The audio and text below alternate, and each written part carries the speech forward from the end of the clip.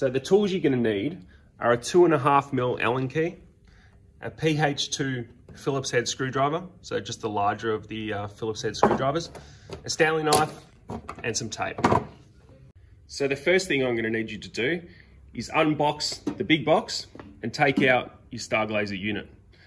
Now it's going to arrive with the safety face on here. We're going to take that off, just a little latch, pull it, pop it off.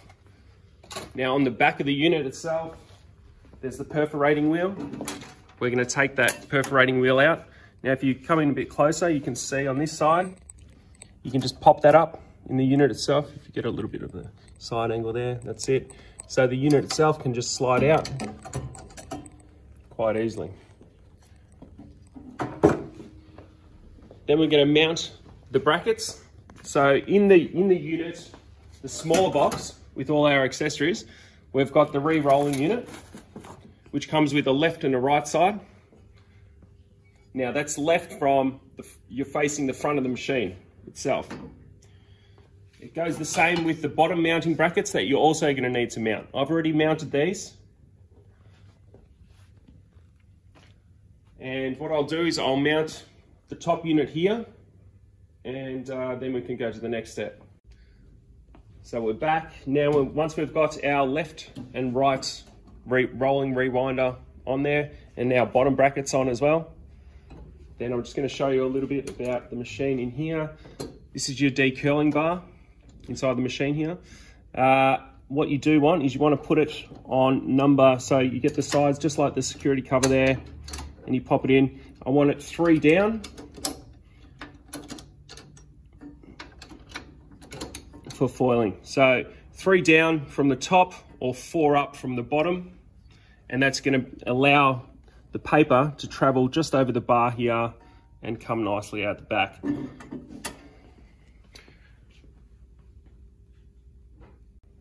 Another important thing that you'll find in your box of accessories is this little plug here. Now, every machine comes with a safety guard, which of course do use it. But if you do find it's getting in the way a little bit, you do have this little plug. Now this little plug gets put onto one of the safeties. So if you just come around here, we can see that there's a little safety mechanism here, and that is so the machine knows that the safety is on. We're just going to trick it out here, and that's just going to allow you to get closer to the machine and be able to work with it a little bit easier. In your kit, you'll find your mandrels. Now you're going to have 3 of these. You're also going to have the adapters. Now one I prepared earlier, that's how it should look. You have your Phillips head screwdriver to be able to take them off. Now they do slot in, they have a slotted end. They do slot into the 4 rewinding unit here. Now they're nice and easy to get your right measurements there, because they do have little tapered holes. So you can, if you have the same film on the top and the bottom, you put it in the same tapered hole. They are adapters with a 1, 2 and a 3-inch core.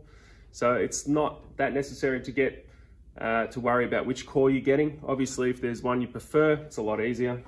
Now you also get some high brackets for your machine, the left and right high brackets. These can't be fitted at the same time as your foil rewinder, but they do give you the option for having larger rolls of film. So keep them aside just in case one day you are using it just for laminating. You can put those on and request 1,000-meter rolls of film. Now you also have a user manual which will take you through everything in this machine, a few spare fuses, so have a good read of that, and your power cord. It's just to show you that the tray and how it sits on there. So we want to get the bit with the notch end, and pop the notch into the bar here. So take it off. So that goes over the bar and just sits down like that. You can easily take it on and off when you're threading. When you're threading the bottom film, definitely take it off. Now we're going to thread some film. So I've got a 2-inch film here. So as I said, the core can take a 1, 2 or 3-inch film. Just make sure you have the film the right way around. In our case, we're going to be going from this side. So you have the adhesive on the inside of the film. So we don't want that to go onto the hot chrome drum. So just pop it in, make it nice and tight. Grab the other end and just tighten it off.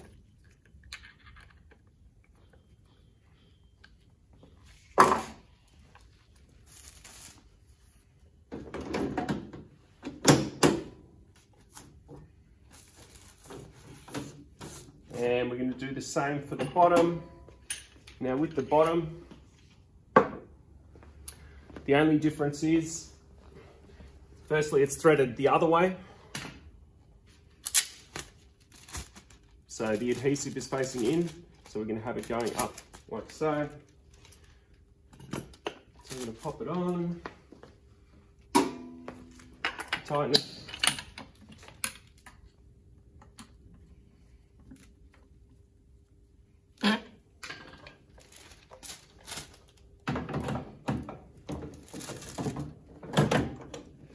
Now, you do have a drop-down mandrel on the underneath part, which makes it nice and easy because then you don't have to touch the hot roller. So you just push it forward and it'll drop down. So when we're doing the film, we can pop it underneath like so,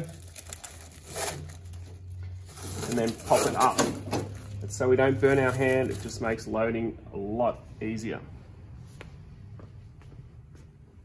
Now the machine's on and ready to go. Now what we need to do is we need to heat it up. So on every machine that we supply, the emergency stop button is always down. Twist it to your right and let go. So make sure that it's out. Otherwise you won't be able to start heating up the machine. So if we had it down, I press hot, nothing's gonna happen. It's not gonna move. You need to release that emergency stop button, press your hot settings, let the machine start heating up. So now we've got the bottom threaded and we're waiting for the machine to heat up. We're going to thread the top. The top's a little bit more tricky, so what we're going to do is get a blank sheet of stock. We're going to pop our film over the top of that stock and we're going to tape it.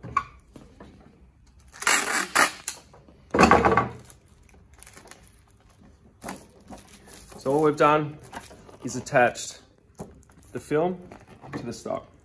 Now the reason we're doing this is because there's a mandrel, the top mandrel is in the middle of the machine. So we need to go underneath that one and then over this one.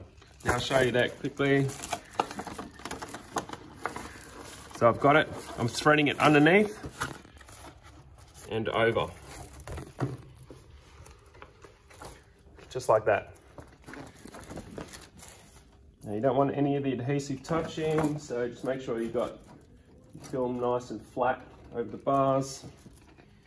So we can just leave it like that, waiting to heat up. So again, we've only just popped the top film underneath the mandrel here and over the hot chrome roller. The bottom film, you can just leave it there. But what we're gonna do once it's hot is we're just gonna drop this one down and attach the bottom to the top one. Okay, now that the machine's hot, and we know it's hot because we can press our measure buttons. So we have measure T, which is measure top. Now that beeping is also an indication that it is up to temperature. We can measure the top, we're at 99 degrees. We can measure the bottom, we're at 102. Now they can vary by 5 to 10 degrees. Don't stress, it knows what it's doing, it's fine. So what we're gonna do, we're gonna get the top bit of laminate, we're gonna hang it down over both of the hot rolls here. We're going to get the bottom laminate, which is already threaded, and we're going to stick it to the top. Just like that. It can look messy, it doesn't matter, because as long as the adhesive isn't touching here and here, it's fine. Now what we're going to do is we're going to get a bit of cardstock, the thicker the better basically, and pop it through. Now if you just give a little bit of leeway, on your films. So just twist them a little bit and we can get that process started. Now what we're going to do is pop the handle down. So the handle on the side is the pressure when you're laminating. Now if you're laminating BOPP stock to, you know, to 100 gram to 300 gram, you want the handle all the way down. So now the handle's all the way down. We're going to pop our tray on.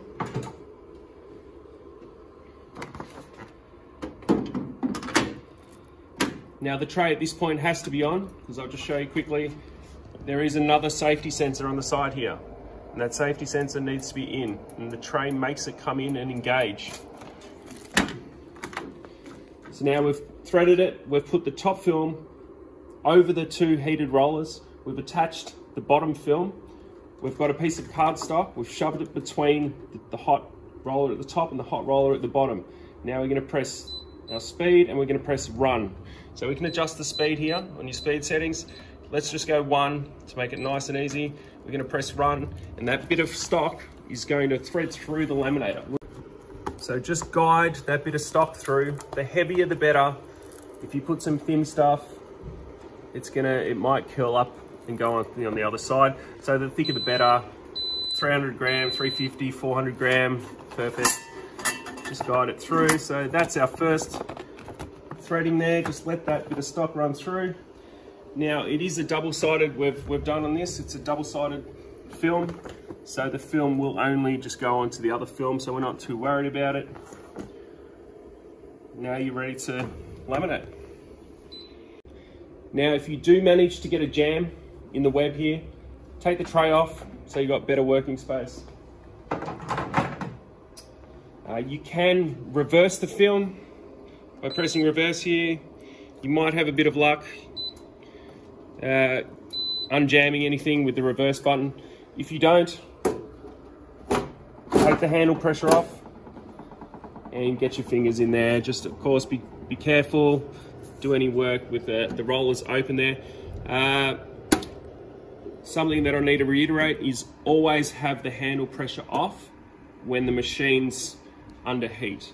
If you're just going to leave it, take the handle pressure off. Now you have to do that because once you have too much temperature and you've got two tempered rollers stuck together under pressure, the adhesive will eventually come off the silicone here, and then you're going to have a burst roller.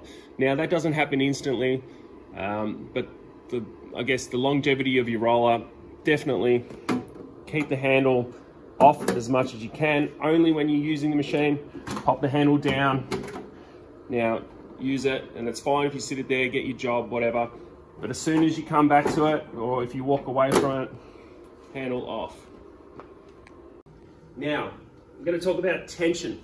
Now this is BOPP laminate. This is about a 30 micron.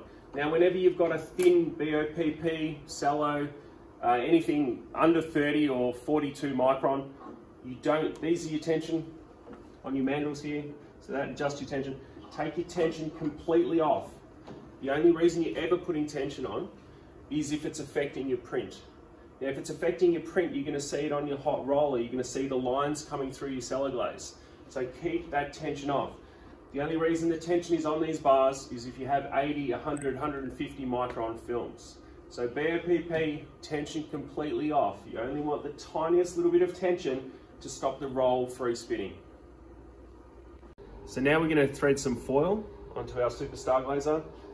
We don't want the bottom temperature on, so we're going to turn that bottom temperature off. The hot button will do that. Now keep in mind, these programs are all programmable. So you can hold number 1, you can hold that in place, we'll flash.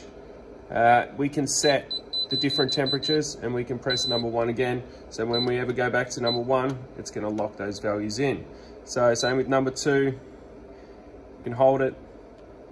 The little icon's going to flash here, and then we can manipulate to whichever temperature setting we like, whichever speed setting we like, and press number 2, and that'll lock that in.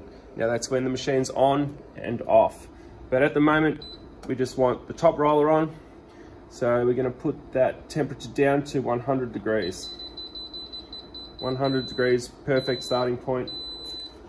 Now, we've got some of our pink standard foil here. Perfect stuff. It's on a 3-inch core.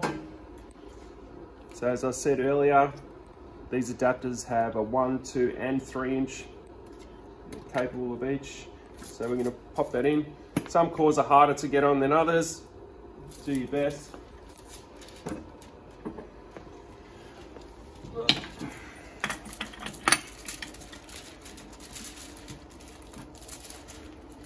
Make sure it's nice and secure. The last thing you want is the core slipping, because you want to be able to adjust the tension to suit. If the core's slipping, it's not going to be doing anything good for your film, that's for sure.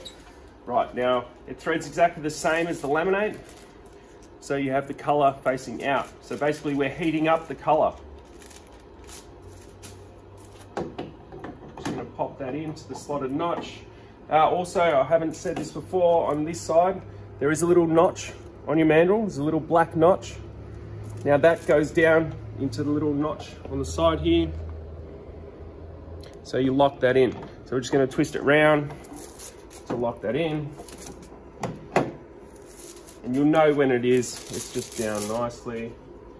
Okay, so 100 degrees, and we're going to thread it just like the laminate. I'm going to pop it onto the core, try and keep it centered, and then I'm just going to take you through the threading, so I'm just going to have to find some stock. I'll show you that in a second. Okay, I found some card. Now, to make life easier, we're going to take this back mandrel off. Now, the reason being is if we have this mandrel on there, this is where we're going to wind our scrap. If we've got the scrap on there, the chain tension across here makes it very hard for you to turn this. If we take that off, it's nice and easy to work with. So we're just going to take that off, put it to the side for 2 seconds. Now we're going to do the same thing again. We're going to get our card, and we're just going to tape the card, tape the foil and the card together. Just grab a little bit of tape, doesn't have to be much as long as it's secure. Now with the foil, you don't have adhesive on there, so it doesn't matter about being nice and clean and not touching anything. Again, we're going to wind our card through the bar, the top bar, not the bottom bar. So this is the curling device, so we only want it through the top bar here. The reason we've got blank card is so we don't get toner all over our nice clean chrome drum. So we're just going to wind that through. Now, so I've come under the mandrel, over the heating rod, and we're going to go through. Now, I'm going to just come around here. The card is now going through the 2 chrome bars. So our foil is going underneath to go over the heating run, and then we've got the sheet coming through both of the chrome bars, and we're just going to get it, and we're going to pull it up through here. So if it gets hard to pull, just slack the foil a little bit until you've got it enough. And we're just going to rest it there like that and attach it to our scrap rewinder. Now we're just going to pop that in. Make sure it's locked in there nicely. And we're going to scrap it in. So it came from the back. We're not making it come from the front. It comes from the back. And we're just going to remove this bit of card.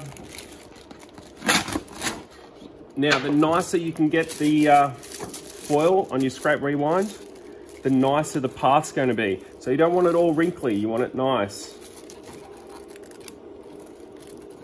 As nice as you can, obviously. And just wind it a little bit. And you're good to go. Okay, so once our foil's on there, we've got it attached to our rewinder. If you want to just come in and have a look at that path, the way it comes down, just making sure. Perfect. So we're going to pop our tray back on. And we should be ready to go. So 100 degrees, different toners, a little bit different temperature range. Look, you ring us for some good advice because we'll be able to help you out with that. So now we're going to pop the handle down. Grab some sheets, 100% black, of course. And we're just going to pop them through. Speed, nice and slow. Now, on the side here, you have a little clutch. And what we need to do, so now it's important that this clutch is in. If I loosen this clutch, it's not going to be pulling up my rewind. So I want that clutch pulling up the slack, but not at the same speed as the machine. So we don't want it to be ripping her off the sheet. We just want it to go in there nice and easy. Once the sheet's clear, you can pop the next one in. Try and get a little bit of overlap. Otherwise, you might get some foil stuck to the bottom heated roller. Definitely the slower the better. You just get better results and you won't have to redo it.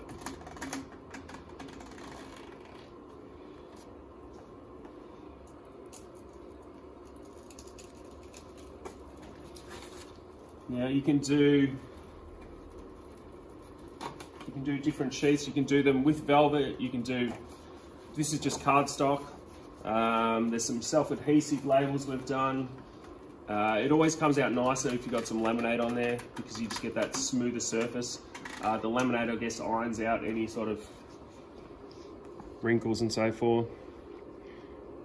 So yeah, let's see how that one goes. Just remember, the smoother, the better. You can see that foil is nice and smooth across the chrome drum. There's no adhesive on that chrome drum because it looks smooth. If it looks smooth, it's going to be smooth on your stock. If it's not, if it's all wrinkly, you're not going to get a good result. And here's that last sheet. This is just on a coated stock. You want a nice smooth stock. The smoother the stock, the less imperfections in the toner that's going to be on top of it. Now, I've already told you that getting a laminated sheet is a lot better. Now, you might wonder why. Why is it better? Because if I have, let's say, a uncoated stock, the stock is wavy. You got the piles in the stock, and the toner is not going to be completely smooth. So that's why we want a coated stock if we're going to do uncoated. And you want your toner to be nice and thick. If you zoom in really closely, you'll be able to actually see any fuser marks, any tray marks. So you want a nice clean path. The cleaner the path, the better it's going to be. Now we do have some helpful hints and tips on it in PDF, so ask us and we can do that. Now, last thing, handle. Always take the pressure off your handle. You can leave it just in a rest mode here, it doesn't really matter. Now you do have the different notches on your handle. What are they for? Really thick stock, core flute, all sorts of different settings that you can pop through there. The more pressure with this process, the better. Keep your handle all the way down, unless you're doing some, I don't know, perspex or some mounting, some cold film. You can actually use this for cold film as well. Do call us if you're going to be doing that, because you're going to have to change your rewinder around a little bit, but it can do cold film also. Now, quick tip, if you're trying to reattach, so if you're going to another foil color, or if you're moving to a laminate after you foil, what you can do is you can just get a little bit of excess of the foil. We're just going to slice it nice and high up. Let's pretend we've just changed this roll. So we've unscrewed the mandrel core here. We've put on our new laminate or foil. You keep this edge of the foil and we're just going to reattach it to itself. And it will take a little bit of time to get through the web, so half a sheet or so. But that's definitely, it's a good way so you don't have to re-thread anything. So just grab yourself some tape, don't stick it to anything. And attach it like so. And then bang, you've got your next color, or you've got your laminate. So obviously you can just laminate a sheet and then you slice off your waste if you're running laminate. If you're running foil, you just leave it and then it's just good to go again. If you find this helpful, don't forget you can always give us a call. We can FaceTime you, we can go through it again. Maybe you can give me some feedback on our videos, that'd be much appreciated. Have a good day.